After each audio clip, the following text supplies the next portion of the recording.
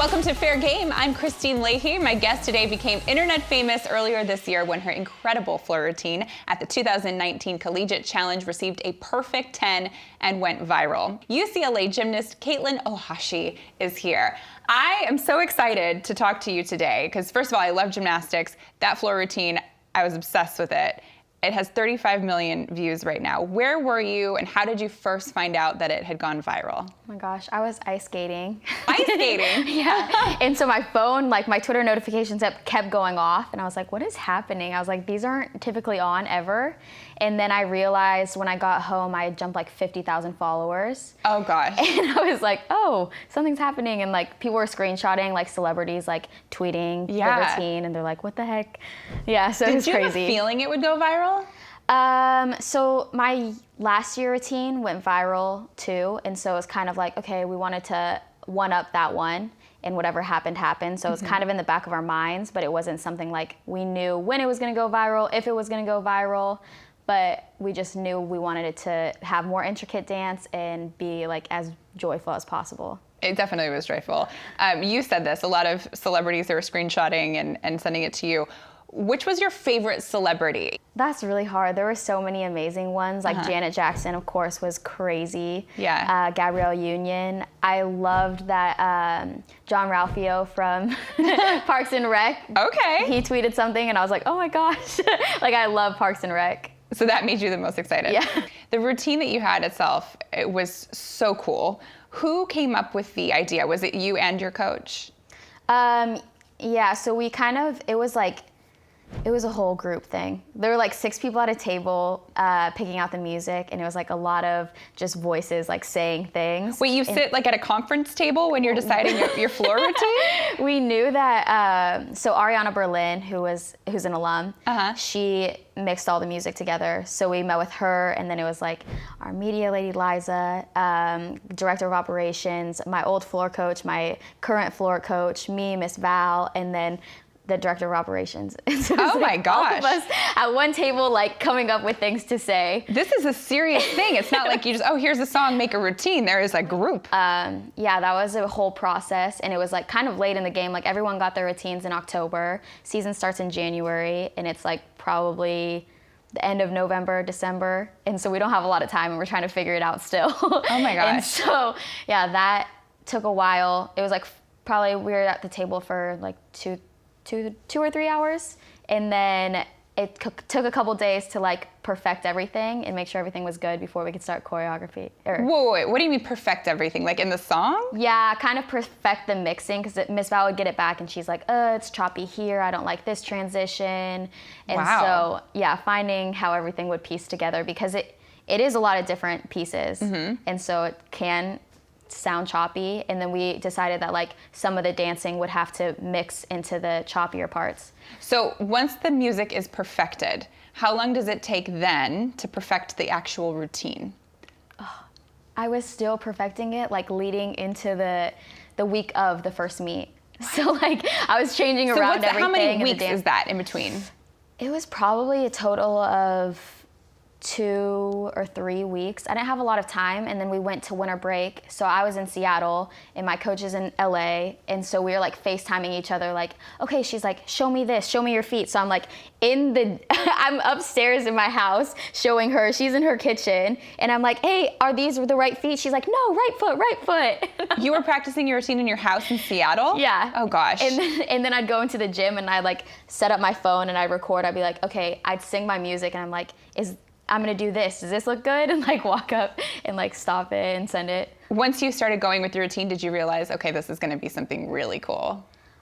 Honestly, it didn't all click until like the first meet. Cause like, I don't know, I guess it was still like kind of choppy and I was hesitant. And then this second I got in front of a crowd, it was just like, all right. Oh, the crowd did it. Yeah, the crowd. Huh.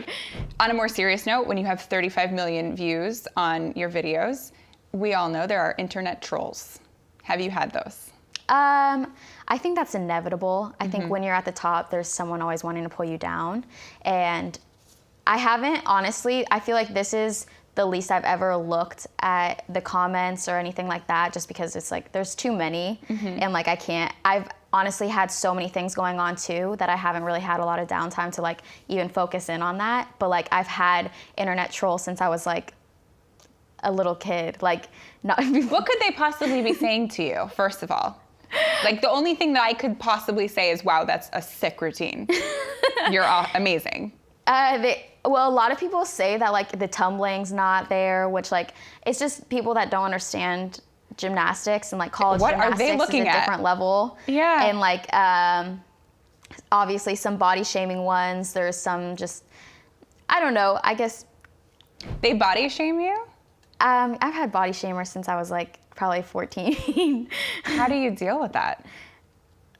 I would say it took a while to like kind of let it go. And I recently was told like everything's energy. So what we take in, we can allow to affect us or not. Mm-hmm. And like we kind of just have to brush it off, and kind of understanding that, and also realizing that like this is my skin, this is my body. I think that bodies are trends at the end of the day. Like they're constantly changing. There is no such thing as a perfect body. And my body allows me to do wonderful things with gymnastics. Yes. So I shouldn't ever beat myself up for what other people think about me, because that's pointless at the end of the day. No, that's a really smart thing that you said, that bodies are trends. You can see right now there's a certain style of body that is very different than what was preferred apparently a few years ago. Exactly. But your body can absolutely do really cool things. Yeah. So you got to appreciate that. I heard that it kind of took you to a dark place for a while, the body shaming. Yeah. What happened? The way my coaches would kind of put it was not the best way you could get someone to understand that about their body. So we weren't educated ever on like food and healthy foods and what to eat and what not to. It was more like, don't eat. You look like an elephant. You look like you swallowed a pig. You had coaches tell you that? Yeah, I did. What? And then on top of that, it's like, you know, my mom always wanted the best for me, and she's extremely healthy, and she loves to be like fit. And so she would get on my case a lot. And then even then, like internet people too, they're like, oh, too much pizza, and like put all the emojis and like all stuff like that. It was just insane. And they're like, you're so good, but you don't look like a gymnast. And so, and that was, yeah, so me and my friends would create like sick jokes before we even understood what we were doing with our bodies. So we'd be like 12 years old, like, okay, let's see who can eat under 500 calories today.